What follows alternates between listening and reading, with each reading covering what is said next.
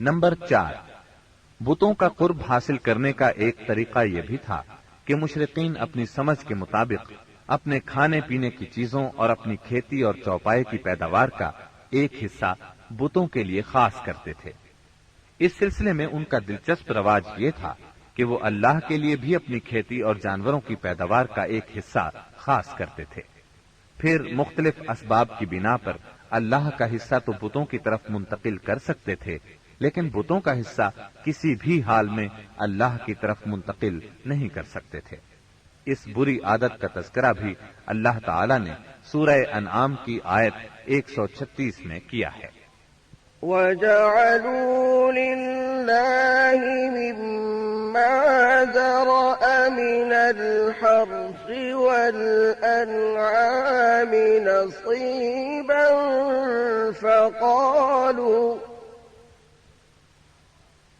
فقالوا هذا لله بزعمهم وهذا لشركائنا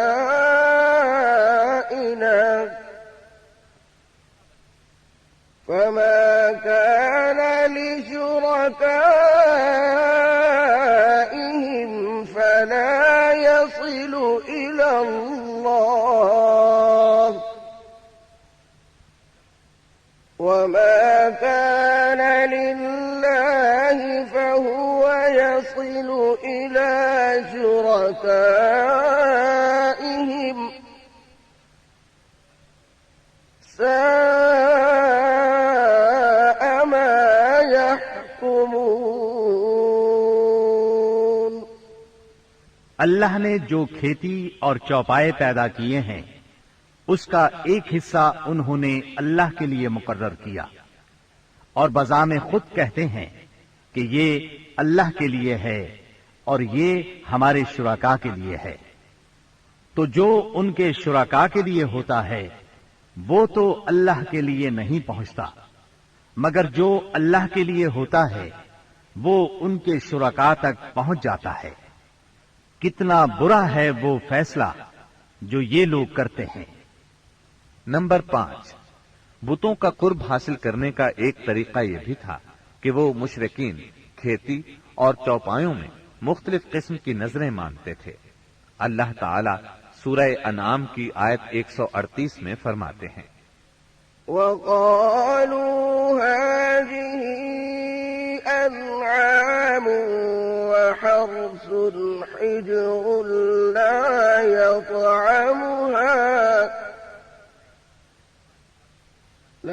يطعمها إلا من نشاء بزعمهم لا يطعمها إلا من نشاء بزعمهم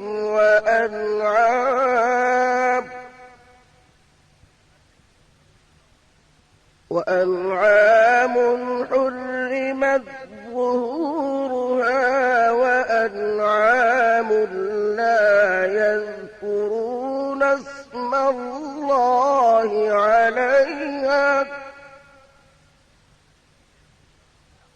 وأنعام لا يذكرون اسم الله عليها افتراء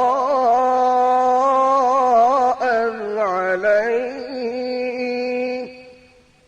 ان مشرکین نے اپنے خیال پر یہ بھی کیا کہ یہ چوپائے اور کھیتیاں ممنوع ہیں، انہیں وہی کھا سکتا ہے جسے ہم چاہیں، اور یہ وہ چوپائے ہیں جن کی پیٹھ حرام کی گئی ہے، یعنی نہ ان پر سواری کی جا سکتی ہے اور نہ سامان لادا جا سکتا ہے، اور کچھ چوپائے ایسے ہیں جن پر یہ لوگ اللہ پر افتراء کرتے ہوئے اللہ کا نام نہیں لیتے۔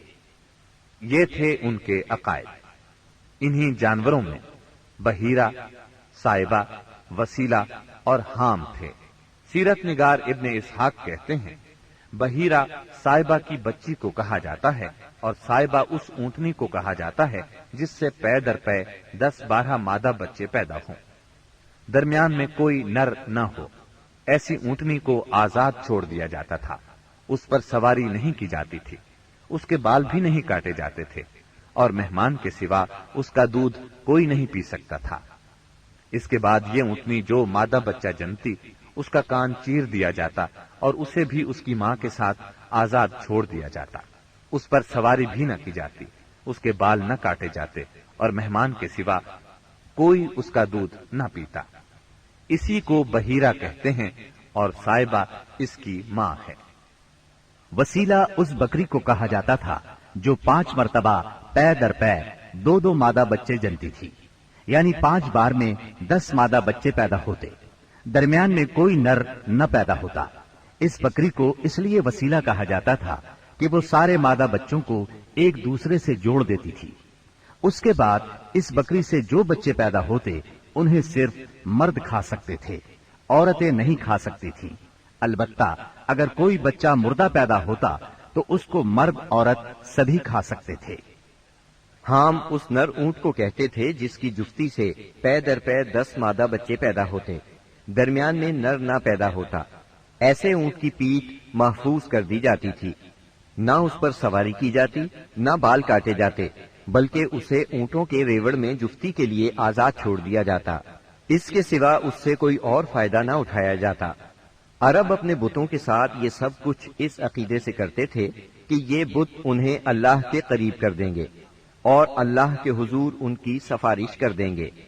चुनाचे मुशरिकीन जो कहते थे, कुरान करीम में अल्लाह ताला ने सूरह जुमर की आयत नंबर 3 में इस तरह तज़किरा किया है, ما نعبدهم إلا ليقربونا إلى الله زلفى हम उनकी इबादत सिर्फ इसलिए कर रहे हैं कि वो हमें अल्लाह के करीब कर दें।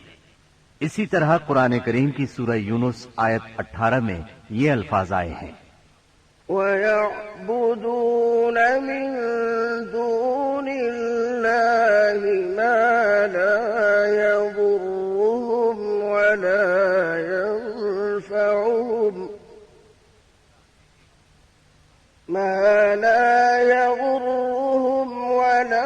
ينفعهم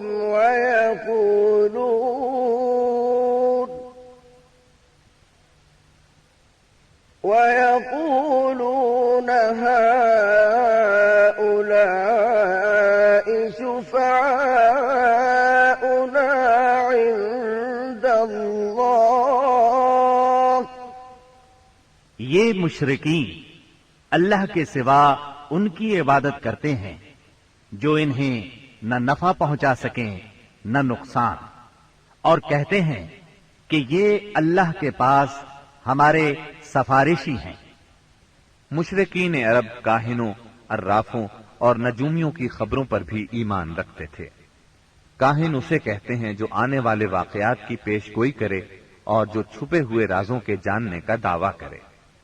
नजूमी उसे कहते हैं जो सितारों पर गौर करके उनकी रफ्तार और औकात का हिसाब लगाकर पता लगाता है कि दुनिया में आइंदा क्या हालात व वाकयात पेश आएंगे।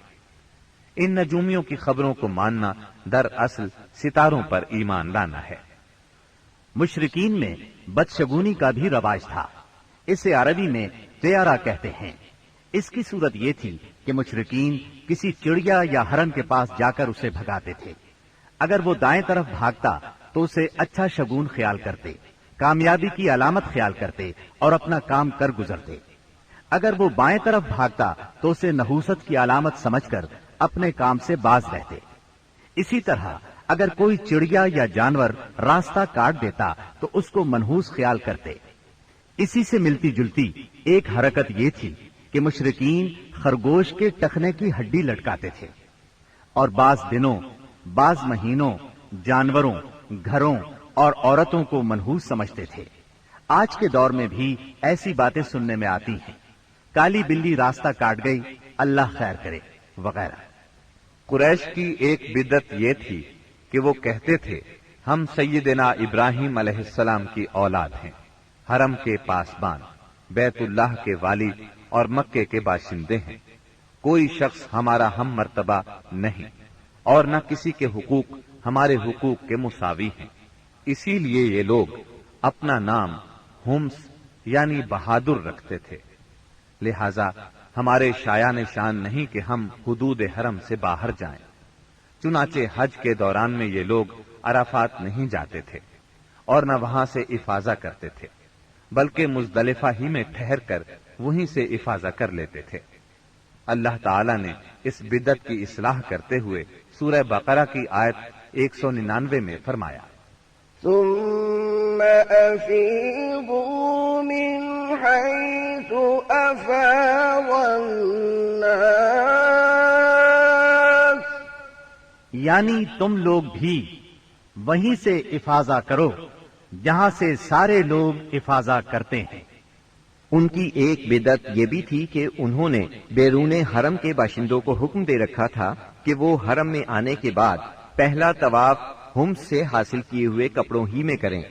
چنانچہ ان کا کپڑا اگر دستیاب نہ ہوتا تو مرد ننگے طواف کرتے اور عورتیں اپنے سارے کپڑے اتار کر صرف ایک چھوٹا سا کھلا کرتا پہن لیتی اور اسی میں طواف کرتی اور دوران طواف یہ شعر پڑھتی، اليوم يبدو بعضه أو كله وما بدأ منه فلا أحله، آج کچھ یا ساری شرمگاہ کھل جائے گی، لیکن جو کھل جائے میں اسے دیکھنا حلال قرار نہیں دے گی۔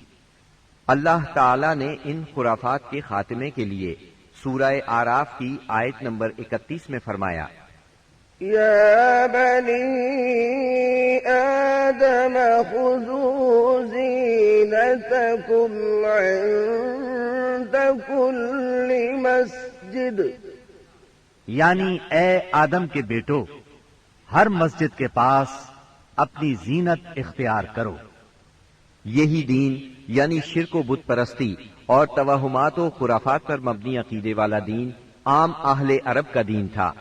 اس کے علاوہ جزیرت العرب کے مختلف اطراف میں یہودیت، مسیحیت، مجوسیت اور سابعیت نے بھی قدم جما لیے تھے۔ جزیرت العرب میں یہود کا دور اس وقت سے شروع ہوتا ہے جب فلسطین میں بابل اور آشور کی حکومت کی فتوحات کی وجہ سے یہودیوں کو اپنا وطن چھوڑنا پڑا۔ اس حکومت کی سخت گیری اور بخت نصر کے ہاتھوں یہودی بستیوں کی تباہی اور ویرانی، ان کے ہیکل کی بربادی اور ان کی اکثریت کی ملک بابل سے جلا وطنی کا نتیجہ یہ ہوا کہ یہود کی ایک جماعت فلسطین چھوڑ کر حجاز کے شمالی اطراف میں آ بسی اور یثرب، خیبر اور تیماء میں آباد ہو کر یہاں اپنی باقاعدہ بستیاں بسا لی، قلعے تعمیر کر لیے اور گڑھیاں بنا لی۔ وطن چھوڑ کر آنے والے ان یہود کے ذریعے عرب باشندوں میں کسی قدر یہودی مذہب کا بھی رواج ہوا اور اسلام کے ظہور سے پہلے اس کو بھی ایک اچھی بھلی حیثیت حاصل ہو گئی۔ اسلام کے ظہور کے وقت مشہور یہودی قبائل یہ تھے: خیبر، نذیر، مستلق، قریظہ اور قینقاع۔ جہاں تک عیسائی مذہب کا تعلق ہے، بلاد عرب میں اس کی آمد حبشی اور رومی قبضہ گیروں اور فاتحین کے ذریعے ہوئی۔ یمن پر حبشیوں کا قبضہ پہلی بار 340 عیسوی میں ہوا اور 378 عیسوی تک برقرار رہا۔ اس دوران یمن میں مسیحی مشن کام کرتا رہا۔ قریباً اسی زمانے میں ایک متقی اور پرہیزگار شخص فیمیون نجران پہنچا اور وہاں کے باشندوں میں عیسائی مذہب کی تبلیغ کی۔ نجران کے لوگوں کو اس کے دین میں کچھ ایسی سچی علامات نظر آئیں کہ وہ عیسائی ہو گئے۔ جہاں تک مجوسی مذہب کا تعلق ہے تو اسے زیادہ تر اہل فارس کے ہمسایہ عربوں میں فروغ حاصل ہوا، مثلا عراق، عرب، بحرین، ہجر اور خلیج عربی کے ساحلی علاقے۔ ان کے علاوہ یمن پر فارسی قبضے کے دوران میں وہاں بھی اکا دکا افراد نے مجوسیت قبول کی۔ باقی رہا سعدی مذہب، تو عراق کے آثار قدیمہ کی کھدائی کے دوران جو کتبات برآمد ہوئے ان سے پتہ چلتا ہے کہ یہ ابراہیم علیہ السلام کی کلدانی قوم کا مذہب تھا۔ دور قدیم میں شام و یمن کے بہت سے باشندے بھی اسی مذہب کے پیروکار تھے۔ عرب کے باقی دینوں کے ماننے والوں کا حال مشرکین ہی جیسا تھا، کیونکہ ان کے دل یکساں تھے، عقائد ایک سے تھے اور رسم و رواج میں ہم آہنگی تھی۔ جزیرت العرب کے سیاسی اور مذہبی حالات بیان کرنے کے بعد اب وہاں کے اجتماعی، اقتصادی اور اخلاقی حالات کا خاکہ مختصراً پیش کرتے ہیں۔ عرب آبادی مختلف طبقات میں بٹی ہوئی تھی۔ ہر طبقے کے حالات ایک دوسرے سے بہت زیادہ مختلف تھے۔ چنانچہ معزز طبقے میں مرد اور عورت کا تعلق خاصا ترقی یافتہ تھا۔ عورت کو بہت کچھ خود مختاری حاصل تھی، اس کی بات مانی جاتی تھی، اس کا اس قدر احترام اور حفاظت کی جاتی کہ اس کی خاطر تلواریں سونپ لی جاتی تھی، خون ریزی ہو جاتی تھی۔ آدمی جب اپنی شجاعت اور بہادری پر بات کرنا چاہتا، اپنی تعریف کرنا چاہتا تو عموماً عورت ہی کو مخاطب کرتا۔ شجاعت اور سخاوت کی صفات کو ان کے درمیان بہت بڑا مقام حاصل تھا۔ اکثر اوقات ان میں صلح کے لیے عورت ہی بڑا کردار ادا کرتی تھی۔ وہ چاہتی تو قبائل کو صلح کے لیے جمع کر لیتی تھی اور چاہتی تو ان کے درمیان جنگ کی آگ بھڑکا دیتی۔ لیکن ان تمام باتوں کے باوجود خاندان کا سربراہ مرد ہی کو مانا جاتا تھا اور اس کی بات فیصلہ کن ہوتی تھی۔ اس طبقے میں مرد اور عورت کا تعلق عقد نکاح کے ذریعے ہوتا تھا۔ یہ نکاح عورت کے ولیوں کی نگرانی میں انجام پاتا تھا۔ عورت کو ان کی ولایت کے بغیر نکاح کا حق نہیں تھا۔ ایک طرف طبقہ اشراف یعنی معزز لوگوں کا یہ حال تھا تو دوسری طرف دوسرے طبقات میں مرد عورت کے اختلاط کی اور بھی کئی صورتیں تھیں، جنہیں بدکاری، بے حیائی، فحاشی اور زناکاری کے سوا کوئی اور نام نہیں دیا جا سکتا۔ زمانہ جاہلیت میں کسی حد کے بغیر متعدد بیویاں رکھنا ایک عام بات تھی۔ لوگ دو سگی بہنوں کو بھی بیک وقت اپنے نکاح میں رکھ لیتے تھے۔ باپ کے بیوی کو طلاق دینے کے بعد یا اس کے فوت ہونے پر بیٹا اپنی سوتیلی ماں سے بھی نکاح کر لیتا تھا۔ طلاق کا اختیار مرد کو حاصل تھا اور اس کی کوئی حد مقرر نہیں تھی۔ زناکاری تمام طبقات میں عروج پر تھی، کوئی طبقہ یا انسانوں کی کوئی قسم اس سے مستثنا نہ تھی۔ البتہ کچھ مرد اور کچھ عورتیں ایسے ضرور تھے جنہیں اپنی بڑائی کا احساس اس برائی کی کیچڑ میں لت پت ہونے سے باز رکھتا تھا۔ پھر آزاد عورتوں کا حال لونڈیوں کی نسبت اچھا تھا۔ اصل مصیبت لونڈیاں ہی تھی۔ ایسا لگتا ہے جیسے ان جاہلوں کی اکثریت اس برائی کی طرف منسوب ہونے میں کوئی آر بھی محسوس نہیں کرتی تھی۔ جاہلیت میں باپ بیٹے کا تعلق بھی مختلف نوعیت کا تھا۔ کچھ تو ایسے تھے جو کہتے تھے انما اولادنا بیننا اکبادنا تمشی علی الارض، یعنی ہماری اولاد ہمارے کلیجے ہیں جو روئے زمین پر چلتے پھرتے ہیں۔ جبکہ دوسری طرف کچھ لوگ ایسے بھی تھے جو لڑکیوں کو رسوائی اور خرچ کے خوف سے زندہ دفن کر دیتے تھے اور بچوں کو فقر و فاقے کے ڈر سے مار ڈالتے تھے۔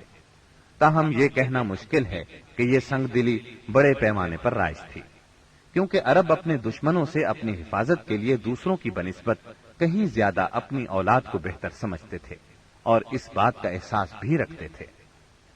مطلب یہ کہ مجموعی طور پر ان کی حالت بہت کمزور تھی، عقل سے عاری تھی اور ذلت میں گھری ہوئی تھی۔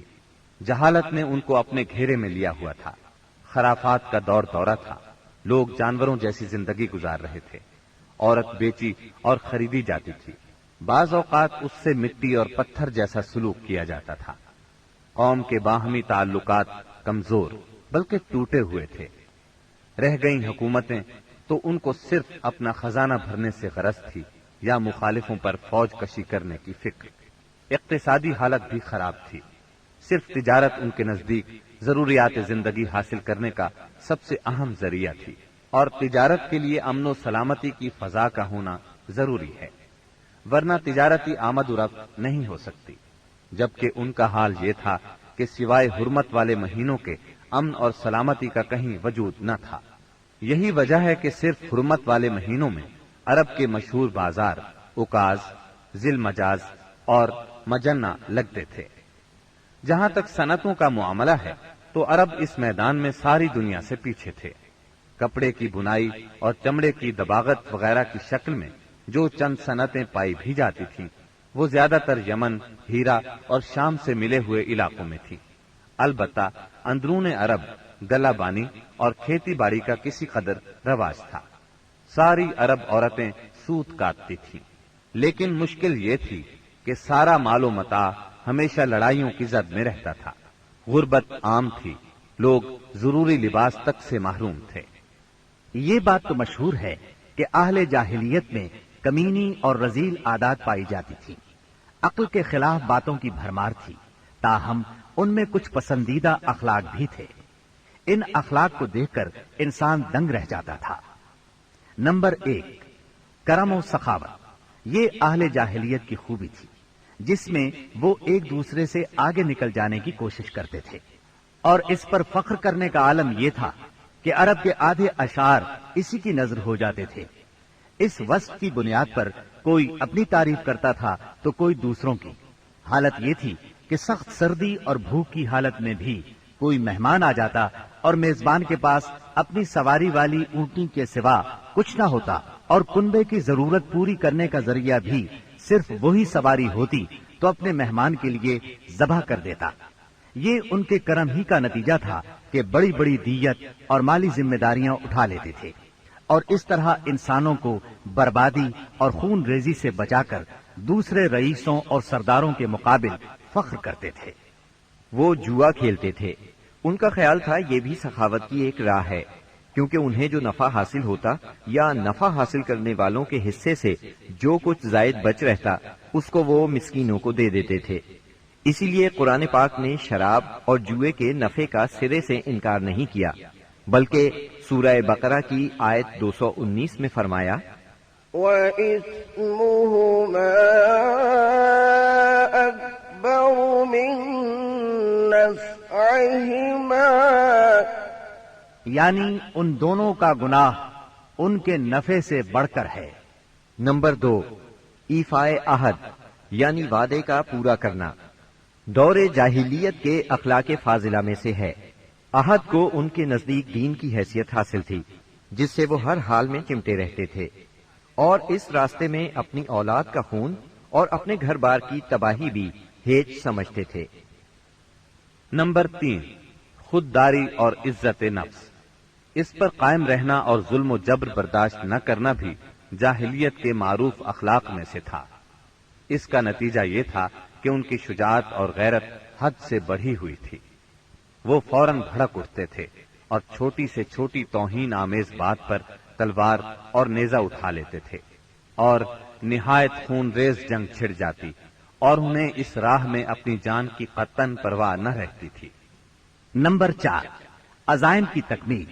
اہل جاہلیت میں ایک خاص بات یہ بھی تھی کہ جب وہ کسی کام کو فخر اور ناز کا ذریعہ سمجھ کر انجام دینے پر تل جاتے تو پھر کوئی رکاوٹ انہیں روک نہیں سکتی تھی۔ وہ اپنی جان پر کھیل کر اس کام کو انجام دے ڈالتے تھے۔ نمبر 5، حلم، بردباری اور سنجیدگی۔ یہ خوبی بھی ان کے نزدیک قابل تعریف تھی، لیکن چونکہ ان میں شجاعت حد سے بڑھ کر تھی، ہر وقت جنگ و جدل پر آمادہ رہتے تھے، اس لیے یہ عادت بہت کم پائی جاتی تھی۔ نمبر 6، بدوی سادگی، یعنی رہن سہن کی الجھنوں اور داو پیچ سے ناواقف تھے۔ اس کا نتیجہ یہ تھا کہ ان میں سچائی اور امانت پائی جاتی تھی۔ دھوکہ دہی، بد عہدی سے دور تھے اور نفرت کرتے تھے۔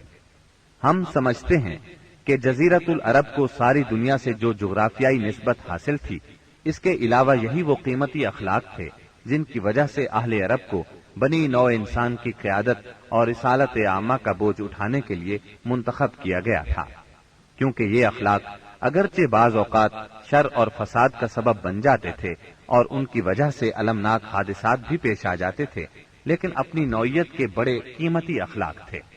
یہ تھوڑی سی اصلاح کے بعد انسانی معاشرے کے لیے نہایت مفید بن سکتے تھے، اور یہی کام اسلام نے انجام دیا۔ غالباً ان کے اخلاق میں بھی ایفائے عہد کے بعد عزت نفس اور عزم کی پختگی سب سے زیادہ قیمتی اور نفع بخش جوہر تھا، کیونکہ اس زبردست قوت اور پختہ ارادے کے بغیر شر و فساد کا خاتمہ اور نظام عدل کا قیام ممکن نہیں۔ اہل جاہلیت کے کچھ اور بھی اچھے اخلاق تھے، لیکن ان سب کو بیان کیا جائے تو بات بہت طویل ہو جائے گی، لہذا انہی پر اکتفا کرتے ہوئے ہم آگے چلتے ہیں۔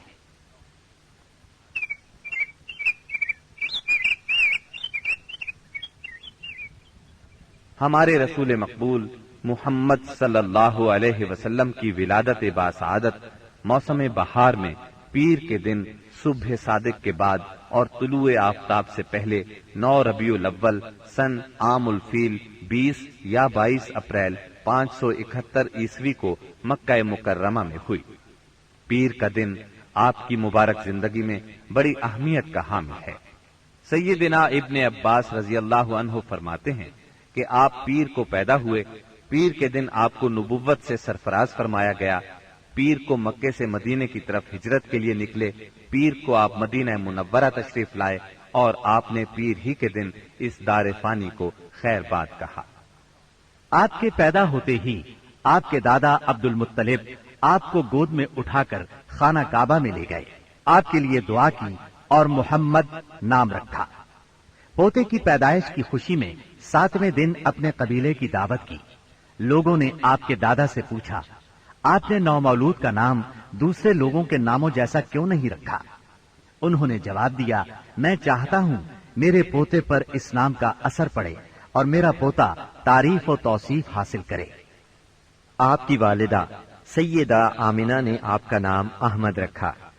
انجیل میں بطور پیشگوئی آپ کے 2 نام آئے ہیں، فارقلی اور منہمنا۔ قرآن مجید کی سورہ انبیاء آیت 107 میں اللہ تعالیٰ نے آپ کو رحمت للعالمین کہا ہے۔ وَمَا أَرْسَلْنَاكَ إِلَّا رَحْمَةً لِلْعَالَمِينَ۔ ہم نے آپ کو تمام جہانوں کے لیے رحمت بنا کر بھیجا ہے۔